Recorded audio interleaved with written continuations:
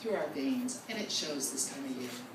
Now, Irish tales tend to run of various types. This particular one is one that is told in many different ways throughout Ireland. I found this tale in a collection by Ruth Sawyer, The Way of the Storyteller. And it's a tale of a peddler. A peddler, kind of like what Susan is. And Philomena, who didn't get a mention, I'll mention it now. Philomena. Hi, Philomena of Nana's Irish Pub, who is doing the cooking, who donated her time and the time of her staff to make this evening happen. So, I'm really looking forward to that corned beef. Thank you, Philomena. Thank you. Now, in Ireland, there are many counties and many small towns. In the county of Cohen, there is a little teeny town called Belag-Hadreen. Now, Belag-Hadreen is a very small village to this day. And according to MapQuest, it's 2 hours and 11 minutes from Dublin. But in the time of this tale, and with this peddler, it took much longer to get from Belag-Hadreen to Dublin. And the peddler I'm speaking of was a kind-hearted man, and a simple man. He carried his big pack with him, and inside were all the things that he thought the people along the way would need.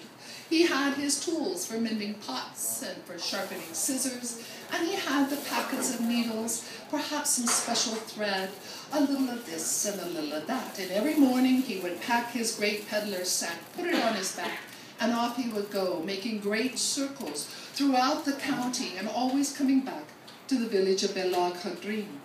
It was a special village for one very important reason. There was a tree in Belag-Hadreen, an oak tree. It was the largest oak tree, so they said in Belag-Hadreen, in all of Ireland. And it was right in back of the peddler's cottage.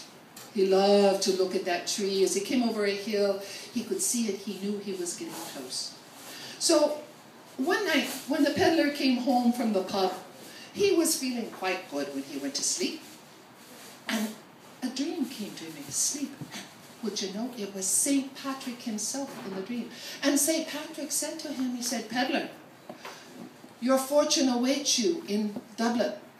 You must go and stand on a bridge over the River Liffey, and there it will find you." And he woke up the next morning and he thought, I was way too long at the pub last night. He went and packed his pack, and off he went. That evening, he didn't go to the pub. But when he went to sleep, there was St. Patrick once again telling him that he needed to travel to Dublin, that he needed to stand on that bridge over the River Liffey, and his fortune would find him. He woke up the next morning and he thought, I didn't know that it lasted that long, all that fine ale at the pub. Put his pack on his back and off he went.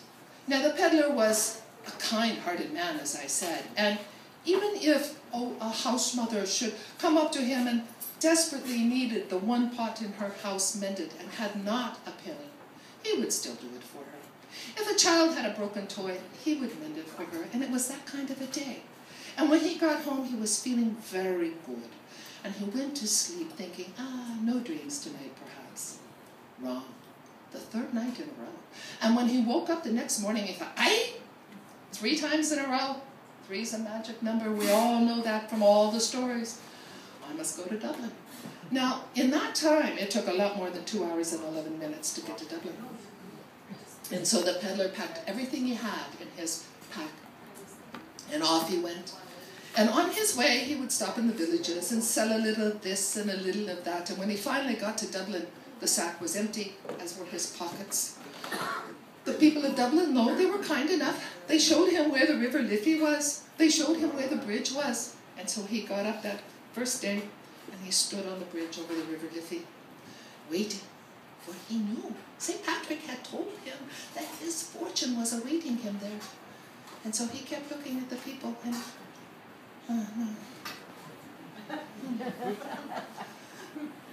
no. Not a person approached him with his fortune.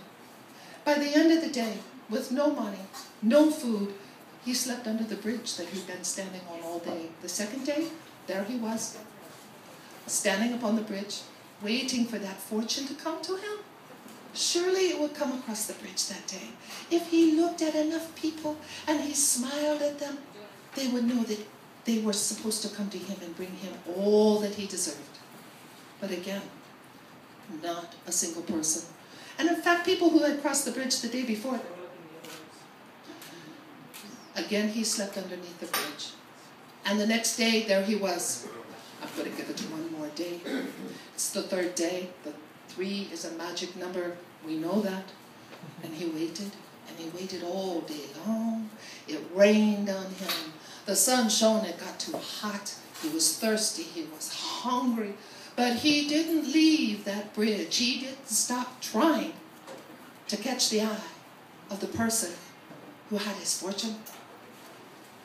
But they never came. The end of the day, well, I've been empty-handed before, thought the peddler.